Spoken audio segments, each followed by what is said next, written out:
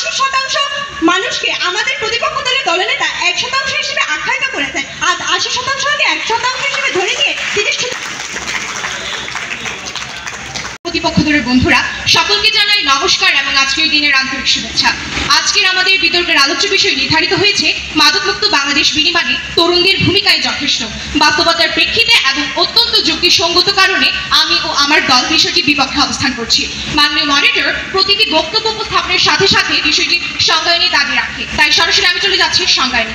সংজ্ঞায়নের জন্য যে বিষয়গুলো দরকার সেগুলো হলো মাদকমুক্ত বিনির্মাণ, তরুণ এবং ভূমিকা। মাদকমুক্ত বলতে বুঝি যে জায়গা, পরিবেশ, ব্যক্তি বা সমাজে কোনো ধরনের মাদকদ্রব্য নেই, ব্যবহার করা হয় না। বিনির্মাণ মানে হলো নতুনভাবে কোনো কিছু তৈরি বা গড়ে তোলা। এখন আসি তরুণ কারা। তরুণ হলো সেই বয়সী মানুষরা যারা শৈশব ও পূর্ণ বয়স্কতার মধ্যবর্তী পর্যায়ে থাকে। জাতিসংঘের সংজ্ঞা অনুযায়ী 15 থেকে 24 বছর বয়সীদের তরুণ ধরা হয়। এবার আসুন ভূমিকা বলতে কি বোঝায়। ভূমিকা মানে হলো সক্রিয়, কার্যকর এবং ফলদায়ী অংশগ্রহণ। মাননীয় মডারেটর, আমরা আজকে প্রমাণ করে যাব শুধু তরুণদের ভূমিকায় যথেষ্ট নয়, মাদকমুক্ত বাংলাদেশ বিনির্মাণে তরুণদের পাশাপাশি পরিবার, সমাজ, সরকার, রাষ্ট্রের ভূমিকা অত্যন্ত গুরুত্বপূর্ণ। মাননীয় মডারেটর লক্ষ্য করুন, এখানে ভূমিকার সাথে ই প্রত্যয় যুক্ত করে প্রতিপক্ষ দল শুধু তরুণদের ভূমিকাকেই যথেষ্ট বলছেন মাদকমুক্ত বাংলাদেশ বিনির্মাণ। কিন্তু বাস্তবতা কি এত সহজ? না মাননীয় মডারেটর, বাস্তবতা এত সহজ নয়। তরুণরা যথেষ্ট এই কথা বলা আসলে বিপজ্জনক ভ্রান্তি।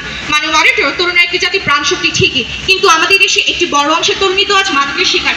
যেখানে কিনা তারা নিজেরাই মাদকের শিকার, তাহলে সেখানে তারা কিভাবে মাদক প্রতিরোধ করবে, মাদকের কুফল সম্পর্কে জনগণকে সচেতন করবে এবং মাদক দ্রব্যের অপব্যবহার রোধ করবে ভূমিকা রাখবে? যে বয়সে স্বপ্ন দেখার কথা, যে বয়সে দেশ গড়ার কথা, ঠিক সেই বয়সেই অনেক তরুণ এখন মাদকের ফাঁদে বন্দী। তাহলে যারা নিজেরাই আসক্ত তারা কিভাবে মাদকমুক্ত বাংলাদেশ গড়ে তুলবে? উত্তর দিয়ে যাবে। মাননীয় মডারেটর, আমি বলছি না তরুণদের ভূমিকা নেই, তরুণদের অবশ্যই ভূমিকা আছে, কিন্তু তারা শুধু তরুণদের ভূমিকা দ্বারা মাদকমুক্ত বাংলাদেশ কখনোই গড়া সম্ভব নয়। মাননীয় মডারেটর, তরুণরা শক্তি, কিন্তু সেই শক্তিকে পথ দেখায় পরিবার, সমাজ এবং রাষ্ট্র। মাননীয় মডারেটর, লক্ষ্য করলেই দেখবেন বাংলাদেশে মাদক ব্যবসায় নানাভাবে জড়িত লক্ষাধিক মানুষ। ফ্যামিলি হেলথ ইন্টারন্যাশনাল নামের একটি বেসরকারি উন্নয়ন সংস্থার পরিসংখ্যান থেকে জানা যায় প্রতি বছর শুধু আমাদের পার্শ্ববর্তী দেশ ভারত ও মিয়ানমার থেকে প্রায় 300 কোটি টাকার বিভিন্ন ধরনের মাদকদ্রব্য সীমান্ত পাড়ি দিয়ে এদেশে প্রবেশ করে।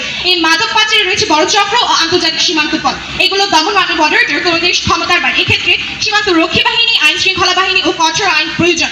মাননীয় মডারেটর, রাষ্ট্রের কঠোর পদক্ষেপ ছাড়া তরুণরা যতই ভূমিকা পালন করুক, যতই চেষ্টা করুক, কখনো মাদকমুক্ত বাংলাদেশ গঠন করা সম্ভব হবে না। তাই আমাদের মাদকমুক্ত বাংলাদেশ গড়তে হলে আইন প্রয়োগ, অর্থাৎ রাষ্ট্রের ও সরকারের ভূমিকাও গুরুত্বপূর্ণ, অত্যন্ত গুরুত্বপূর্ণ। তাহলে প্রতিপক্ষ দল, আপনারা কি তরুণদের ভূমিকাকে যথেষ্ট বলে সরকার ও রাষ্ট্রের ভূমিকাকে অস্বীকার করছেন? উত্তর দিয়ে যাবেন। মাননীয় মডারেটর, তরুণরা হচ্ছে পরিবর্তনের দূত, কিন্তু বিজয়ীর জন্য চাই সমগ্র জাতির সম্মিলিত লড়াই।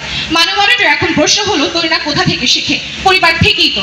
একজন সন্তানের চালচলন, মানসিক স্বাস্থ্য, আচরণ সবকিছুর ভিত্তি গড়ে তোলে পরিবার। পরিবার নিয়ে যাবে সমাজে, সমাজ নিয়ে যাবে রাষ্ট্রে, রাষ্ট্র পরিচালিত হবে। আর কি পারবে মাদকমুক্ত বাংলাদেশ গড়তে? মাননীয় মডারেটর, সবশেষে আমি বলবো মাদকমুক্ত বাংলাদেশ বিনির্মাণে আমাদের সকলকে মিলে লড়াই করতে হবে। তরুণদের ভূমিকায় যথেষ্ট নয়, বরং তরুণদের পাশে দাঁড়াতে হবে পরিবারকে, সহযোগিতা করতে হবে রাষ্ট্রকে এবং অনুপ্রেরণা দিতে হবে সমাজকে। মাননীয় মডারেটর, আজকের আলোচনার বিষয় মাদকমুক্ত বাংলাদেশ বিনির্মাণে একমাত্র তরুণদের ভূমিকায় যথেষ্ট। আমি অত্যন্ত বিনয়ের সাথে বলতে চাই এই ধারণাটি একপেশে এবং অসম্পূর্ণ।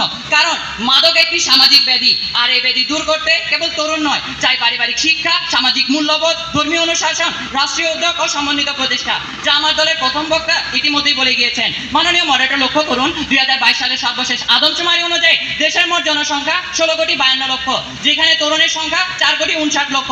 মাদকদ্রব্য নেশা নিরোধ সংস্থার রিপোর্ট মোতাবেক দেশে মোট 83 লক্ষ ব্যক্তি মাদক আসক্ত, যার মধ্যে 80%ই তরুণ। তবে আমার পক্ষ দলের বন্ধুরা কিভাবে বলবে যে কেবল তরুণদের দিয়ে তারা মাদকমুক্ত বাংলাদেশ বিনির্মাণ করবে? মাননীয় মডারেটর, আমার পক্ষ দলের বন্ধুরা একে একে স্বপ্নের ছবি এঁকেছেন, কিন্তু বাস্তবতা কি এতটাই সহজ?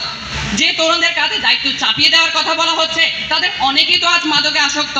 তাহলে প্রশ্ন ওঠে মাননীয় মডারেটর, আসক্ত তরুণ কি মাদক নিয়ন্ত্রণ করবে, নাকি মাদকের দাসত্বের সমাজকে টেনে নিয়ে যাবে? মাদক সমস্যা আর শুধু সামাজিক নয়, এটি জাতীয় নিরাপত্তা ও উন্নয়নেরও বড় অন্তরায়। একটি মাদকমুক্ত দেশ গড়তে আইন ও শাসন প্রতিষ্ঠা করা অপরিহার্য। মাননীয় মডারেটর, 21 সেপ্টেম্বর 2025 রাজধানীর মোহাম্মদপুরে সেনাবাহিনী ও পুলিশের যৌথ অভিযান চালিয়ে প্রায় 12,000 পুরিয়া হেরোইন ও 3 জন মাদক কারবারিকে উদ্ধার করেছে। সেই উদ্ধারকৃত মাদকের পরিমাণ ছিল প্রায় 24 লক্ষ টাকা। কিন্তু বাংলাদেশের মাদক নিয়ন্ত্রণ আইন অনুযায়ী কোনো ব্যক্তির নিকট যদি 25 গ্রামের বেশি হেরোইন পাওয়া যায় তবে তার শাস্তির বিধান হলো মৃত্যুদণ্ড বা যাবজ্জীবন কারাদণ্ড। কিন্তু দুঃখের বিষয়, এই সকল আইন শুধু কাগজের মধ্যে সীমাবদ্ধ, যার যথাযথ কোনো বাস্তবায়ন এখন এখনো পর্যন্ত পাওয়া যায়নি। তাই দেশের এই সকল আইন প্রণয়ন করতে হবে। তাছাড়া যেসব সংস্থা বা প্রতিষ্ঠান এই সকল আইন প্রণয়ন করবে তাদের দিতে হবে পর্যাপ্ত স্বাধীনতা। আমার পক্ষ দলের বন্ধুদের নিকট প্রশ্ন রইল, কিভাবে দেশে আইন প্রণয়ন ব্যতীত তরুণদের দিয়ে মাদকমুক্ত বাংলাদেশ বিনির্মাণ করবে তারা? মাদক দমনে সীমান্ত রক্ষাকারী বাহিনী রাখে, তরুণরা সমাজের অংশ হলেও তাদের হাতে নেই প্রশাসনিক কর্তৃত্ব, সেখানে তরুণরা অসহায়। তাই আমরা বলি তরুণরা সহযাত্রী হতে পারে, কিন্তু একমাত্র কারণ নয়। মাদক দমনের তাই সম্মিলিত শক্তি, সম্মিলিত প্রয়াস। শেষে বলতে চাই, শুধু একদল নয়, তাই সবার অংশগ্রহণ, পরিবার, রাষ্ট্র, সমাজ হোক একতাবদ্ধ মত। এই হোক মাদকমুক্ত পথের মায়া, যেখানে সবাই মিলে গড়বে নতুন দেশ, সত্য সাপ নীতিতে থাকবে আশার দেশ। ধন্যবাদ।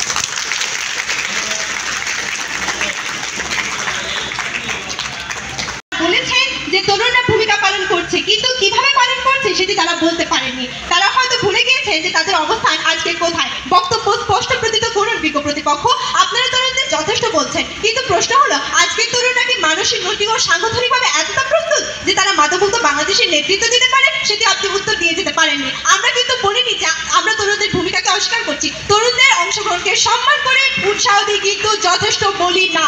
যথেষ্ট ভূমিকা পালন করতে হলে দরকার রাষ্ট্রীয় ক্ষমতা, নীতি প্রণয়ন, প্রয়োগ ক্ষমতা এবং প্রশাসনিক কাঠামো। তরুণরা হোক সহযোদ্ধা, নেতা নয়। এই কথা দিয়ে আমার দলের প্রথম এবং দ্বিতীয় বক্তা বলেছেন, কিন্তু আপনারা তো আমাদের কোনো প্রশ্নের স্পষ্ট উত্তর দিয়ে দিতে পারেননি। 80% মানুষকে আমাদের প্রতিপক্ষ দলের দলনেতা 1% হিসেবে আখ্যায়িত করেছেন, আর 80%কে 1% হিসেবে ধরে নিয়ে তিনি শুধু স্বপ্নে মাদকমুক্ত বাংলাদেশ নির্মাণ করতে পারবেন। প্রতিপক্ষ দলের কাছে পরিশেষে আমি একটি প্রশ্ন করতে চাই, যদি সত্যি তরুণেরা যথেষ্ট ভূমিকা পালন করে, তাহলে আজকের আমাদের এই বিতর্ক মঞ্চের আয়োজক কমিটি মাদক নিয়ন্ত্রণ অধিদপ্তর দেশে কেন গঠন করা হলো? আমার প্রশ্নের উত্তর আপনি দিয়ে দিতে পারেননি। পরিশেষে আমি এই বলে আজকের বিতর্ক আমাদের অবস্থান সর্বদৃঢ় করে বলবো, মাননীয় মডারেটর, স্লোগানের যুদ্ধ থামে না, চোখে পানি শুকিয়ে যায় না। তরুণরা লড়ুক সাহস করে, কিন্তু রাষ্ট্র না বদলালে ব্যর্থতা ঘরে। ধন্যবাদ মাননীয় মডারেটর, ধন্যবাদ সবাই। Cantonment high school, north Tripura, শ্রেষ্ঠ বিদ্যার্থী, আমাদের মডার্নের হাত থেকে গ্রহণ করে।